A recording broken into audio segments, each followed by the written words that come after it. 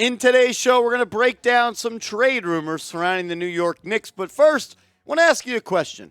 Do you want the Knicks to make a trade? Is it time to make a trade? I think it is. I think the logjam at, point guard, shooting guard, small forward. There's a logjam all on this roster. You can't play 12 people every single night. I think it is negatively affecting a lot of players on this team, and no one is progressing properly, in my opinion. So I want to ask you, do you want the Knicks to make a trade? If you do, like this video. If you don't, go down and tell me why you don't think a trade makes sense for the Knicks.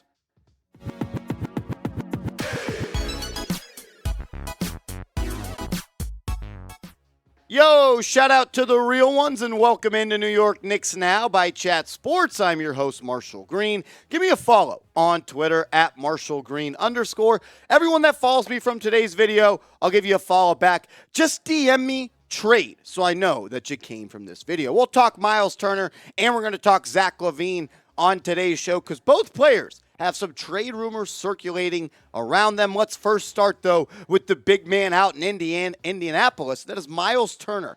Myles Turner left his old agency to sign with CAA. Why does that matter? Because the Knicks are the CAA mafia with Leon Rose. And go back to last year's trade deadline. The Knicks were heavily linked to Myles Turner. So could a trade, and Myles Turner has been linked again to trade rumors, not to the Knicks so far this year, but he's been linked to the Lakers. He actually said in an interview he thinks the Lakers should go and make a trade for him. But now we're going to break down, does it make sense for the New York Knicks to make a trade for Myles Turner? I think it does. It just comes down to what it's going to cost. First, let's check out what Myles Turner is doing so far in the 2022 season this year. Through 14 games, his stats, they're awesome. 18 points, 8 rebounds, almost 3 assists. But that should be blocks. 2.6 blocks, excuse me. The guy's averaging almost 3 blocks per game.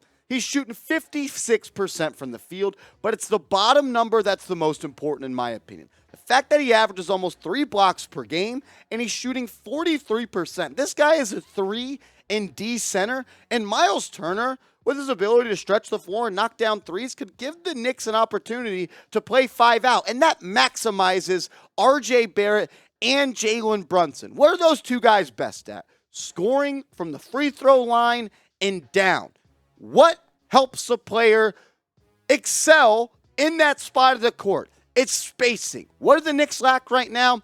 Spacing. Why is their spacing so bad? Because they have nobody that is regarded as an elite shooter on this roster right now, or at least performing like an elite shooter. Myles Turner makes everyone on this Knicks team better. You don't lose anything defensively by moving on from Mitchell Robinson. You space the court. You allow more driving lanes for RJ. You allow more driving lanes for Jalen Brunson. You allow Brunson to get busy inside the paint. The Brunson office, as I'm starting to call it. Myles Turner would make the Knicks a much better team. The only concern I have, though, is his availability. When you look at the past 4 years, the guy misses time consistently. 42 games per year, or he played 42 games in 2021, 47 games in 2020, 62 in 2019, I'm cool with that, and 74 games in 2018. The guy is awesome. I mean, in this 4-year stretch we were seeing stats, he's shooting 35% from 3 on almost 4 attempts per game. He's a walking double-double. He's going to get you 12, 13, 14 points, 7, 8, 9 rebounds. He's going to average over 2 blocks per game. He's able to switch a little bit more than Mitchell Robinson is on the perimeter. And I think making a trade for him makes a lot of sense for the Knicks. The CAA ties, the spacing, the Knicks need it. He's a modern-day center. Makes a lot of sense for me, but I want to hear from the real ones right now. Should the Knicks trade for Myles Turner? I think it comes down to availability and durability. The fact that in the past 2 years he's played 42 games and 47 games, that concerns me a little bit. But it comes down to what you're going to give up. I don't know what it would cost, but before we even get to any trade details, I want to ask you, should the Knicks trade for Myles Turner? Type T for trade, type P for pass. I want the real ones to sound off right now.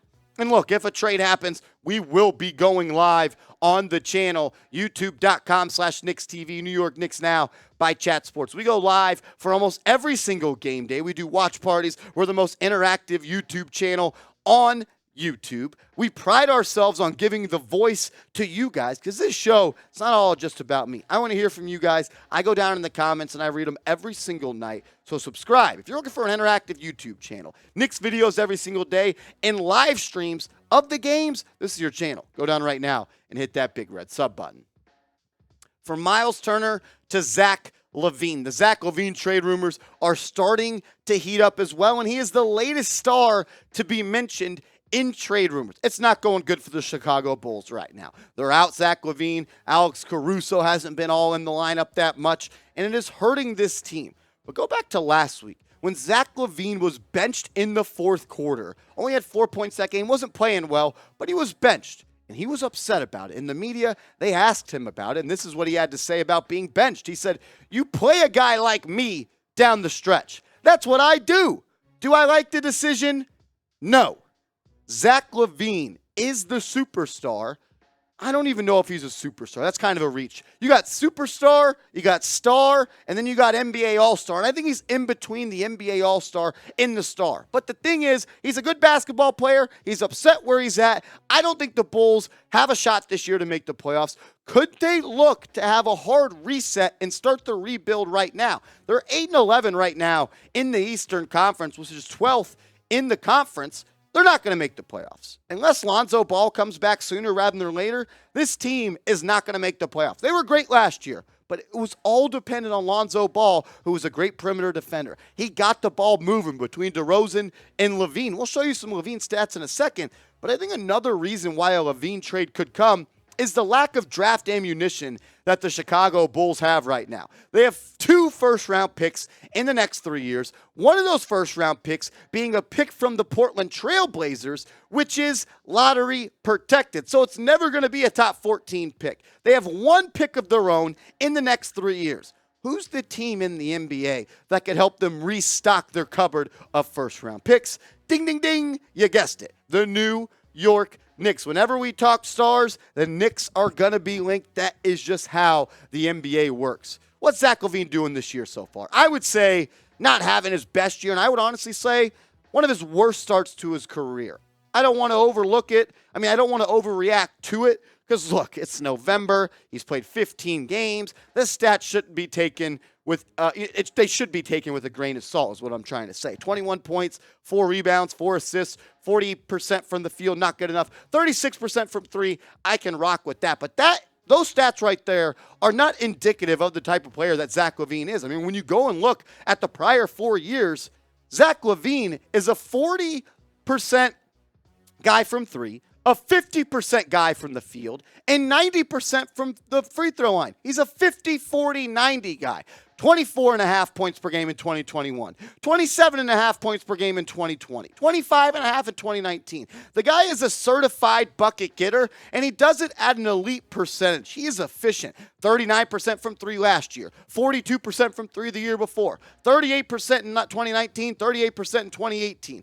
Is he a little bit brittle? I could agree, but look at all the games that he's played, 67, 58, 60, and 63. The thing that I'm worried about with Zach Lavine is he able to be a good defender in this league? I don't think Brunson's a bad defender. I don't think Brunson's a good defender. I think he's a smart defender and he takes some charges. Can you pair him being Brunson and Zach Lavine as your 1 and 2 and win games in a league where you are relying at this point on long athletes on the perimeter play defense? That's my only concern with Zach Lavine. I was talking with our resident Bulls fan in the office, Patrick Seatman, the producer for New York Knicks Now that you guys know and love, and we came to this trade. And we wanted to ask you guys, would you make this trade? The Knicks get Zach Lavine, the Bulls get Randle, Fournier, 4 first-round picks, but 2 of them are protected. We'll show you the Knicks draft capital coming up in a little bit, but I want to ask you, would you make this trade? 2 unprotected first-round picks, Julius Randle and Evan Fournier, and then 2 of those heavily protected picks that we have for Zach Lavine. Would you make this trade? Real one, sound off, A for accept, D for decline. Let me know what you're thinking.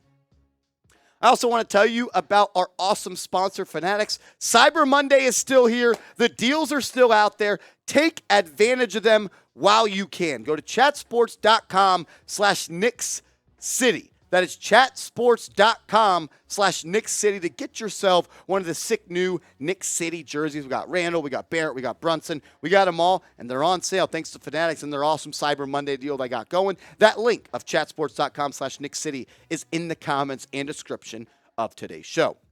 My only problem with this deal, if I'm the Knicks, I would do it, because this is the way I look at it. You get off of Julius Randle, and you get off Evan Fournier. That alone is going to cost you at least one first-round pick.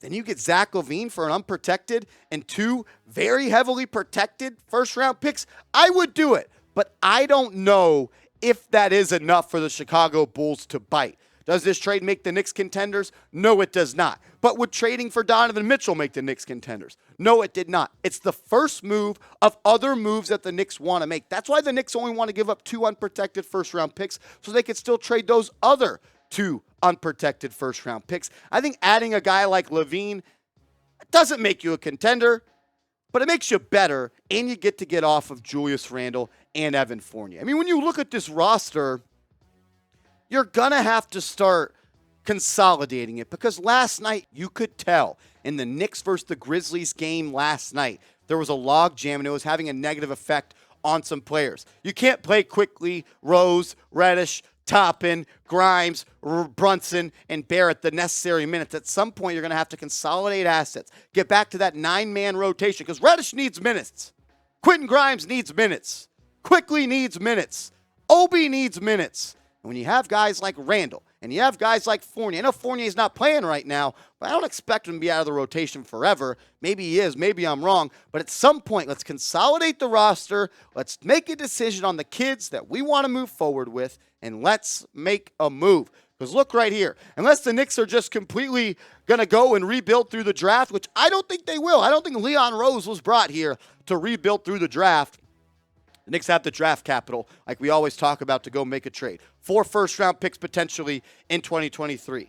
You got 1 first-round pick in 2024, 2 in 2025, and 11 first-round picks over the next 7 years. The Knicks have 8 tradable first-round picks right now. I said trade 4. That means you still got 4 you can make a trade for. You got 4 potential picks in 2023. But those 3 that are not your own, which are right here, are pretty heavily protected. The Dallas Mavericks pick is top 10 protected. The Detroit Pistons is top 18, and the Wizards is top 14. If some of those don't convey, like I don't think this Detroit Pistons pick will convey, it'll roll over into 2024. Look, the Knicks have the ammunition. They have some guys that are wanted around the league. They're not the most valuable assets, but at the end of the day, if the Knicks wanted to get a trade and make a trade package appealing to a team, they could do that. Is it Zach Lavine? I don't know. I wouldn't go all in on a Zach Lavine trade. Maybe you want to do that, though. So let me know. I'll ask you guys. I want to hear from the real ones right now. Name someone you want the New York Knicks to trade for. We talked about Myles Turner today. We talked about Zach Lavine. So maybe it's not one of those guys. That's fine. It doesn't have to be. I'm not saying I'd trade for both. I prefer actually Myles Turner over Zach Lavine, but I want to hear from you. Name someone you want the Knicks to trade for. Sound off down below. Yesterday's loss against the Grizzlies sucked. I got it right this time. I was proud of the way the team fought. I was proud of the way the team battled. They came back. Jalen Brunson, despite missing the final 2 shots, I'd go to war every single night with Jalen Brunson. I'd let him shoot that shot over and over and over again. 17 fourth-quarter points for Brunson. If it wasn't for him, that would have been a loss by 20. I liked what I saw from Cam in the limited action. I liked what I saw from Grimes in the limited action. I thought Mitch Robb played an okay game, but you couldn't get a freaking rebound in the fourth quarter. You allowed Steven Adams to have 8 offensive rebounds. That's why you lost, because you couldn't get the glass in the fourth quarter. Tough loss against a good team. Just sucks. That was the first real heartbreaker of the season for the Knicks. I appreciate everyone for tuning in. I think they're going to turn it around. I do. I think a trade's coming. I think they're going to turn it around. We'll be live on Tuesday and Wednesday for the Knicks games. Till then, go Knicks. And if you made it this far, type 301.